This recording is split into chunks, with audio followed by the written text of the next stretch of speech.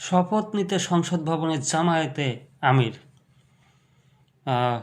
Doctor Shafiqur Rahman তিনি কিন্তু সংসদ ভবনে চলে গেছেন সংসদ ভবনের শপথ নেওয়ার জন্য প্রধান বিরোধী দলের ভূমিকায় থাকার জন্য। তবে এবারের প্রধান বিরোধী দল কিন্তু খুব শক্তপোক্ত এবং সবাই বলছে সরকারকে টক্কর দেওয়ার মতো বা সরকারকে কোনো বাজেট, অতিরিক্ত বাজেট বা অনিয়ম দুর্নীতির শক্তভাবে রুখে দেওয়ার জন্য বা তাদেরকে সঠিকভাবে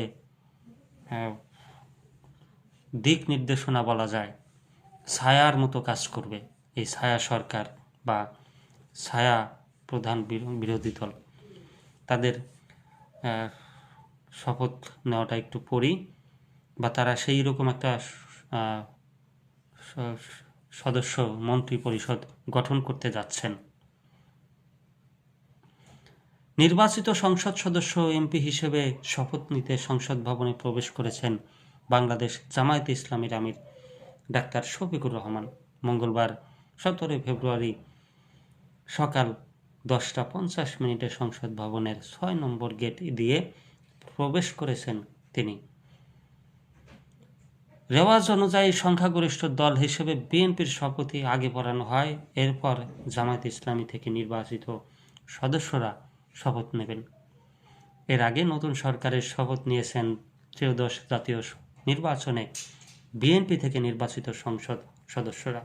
বেলা 11:15টার দিকে শপথ কক্ষে প্রধান নির্বাচন commissioner CEC A M Nasir উদ্দিনের কাছে শপথ নেন তারেক রহমান সহ বিএনপির এমপিরা। এদিকে শপথ অনুষ্ঠান উপলক্ষে সংসদ ও তার চারপাশে ব্যাপক নিরাপত্তা ব্যবস্থা দেখা গেছে। যারা নির্বাচিত হয়েছেন তাদের জাতীয় পরিচয়পত্র দেখা হচ্ছে। প্রসঙ্গত, টানা 15 বছর পর বিএনপির নেতারা সংসদ ভবনে প্রবেশ করছেন।